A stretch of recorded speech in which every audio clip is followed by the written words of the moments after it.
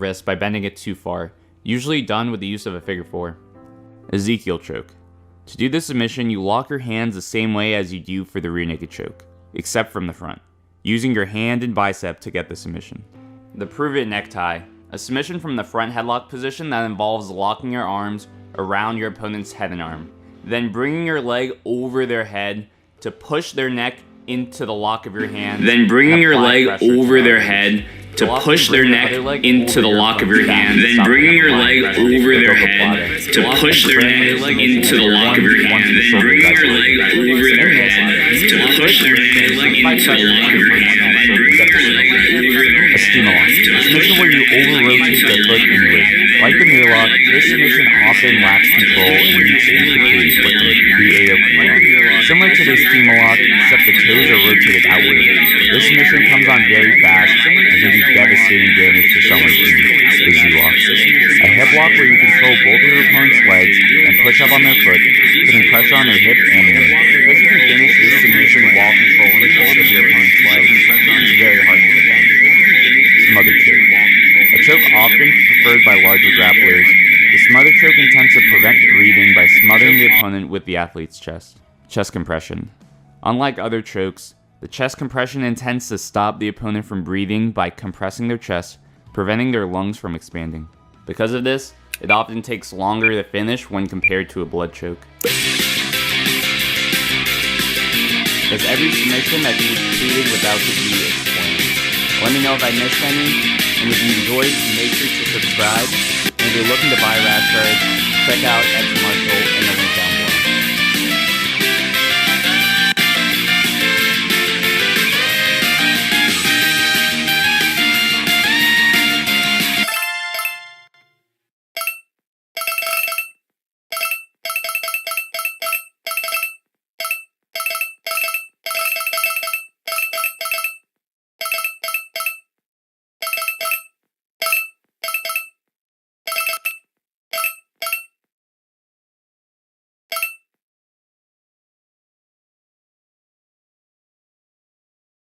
The triangle choke. A submission where you trap your opponent's arm and neck between your legs by locking your legs in the shape of a triangle. Then you squeeze to block off their arteries, preventing blood from going to the brain. You can configure your legs in a large variety of ways. Some examples are the rear triangle, side triangle, and reverse triangle. The arm triangle choke. In this, you use your bicep to pressure into one of their arteries and force their arm into the neck to close off the other. It's a very reliable submission because you can finish it while maintaining top position. The arm bar. For this submission, you immobilize their shoulder using your legs, then hyperextend their arm by pulling their wrist down and using your hips as a fulcrum, putting immense pressure on the elbow. The knee bar.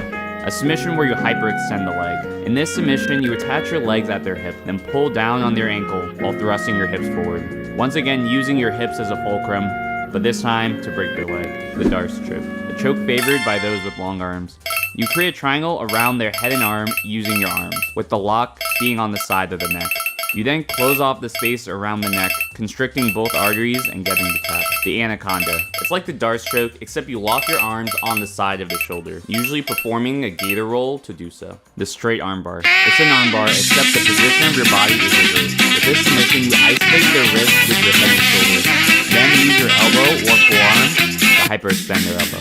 The App Store is dead, and this thing, it's a dinosaur. If you're still sitting at a desk to get things done, you're doing it wrong. Let's just make apps on set. You lock your arms around their neck, then squeeze to close off both arteries. This submission is the strongest one in all of grappling because it takes advantage of the body's inability to defend itself from attacks from behind. Guillotine choke. A submission often used to defend takedowns. With the guillotine choke, you put your opponent's head in your armpit. Then you lock your arms in a variety of configurations to put pressure on their windpipe or arteries, and eventually put your opponent to sleep. The strongest variety is the high-level guillotine because it puts pressure directly on the artery. The north-south choke. A choke performed from, you guessed it, the north-south position. Popularized by jiu-jitsu legend Marcelo Garcia. The heel hook. One of the most devastating submissions in jiu-jitsu, the heel hook aims to tear apart the ligaments in the knee. This is done by connecting your legs at your opponent's hip, then immobilizing their knee by bridging in. Once this is accomplished, the knee is over-rotated by rotating the foot, causing devastating damage to the knee. The Kimura. Another twisting lock. With the Kimura, the aim is to over-rotate the shoulder. This is done by locking your hands in a figure 4 grip, then bringing their hand behind their back. This can be done from a large variety of positions, and since the shoulder is the most complex joint in the body, the breaks are some of the most devastating. The Americana. Like the Kimura, the Americana aims to over-rotate the shoulder with the use of a figure 4 grip. However, instead of bringing their hand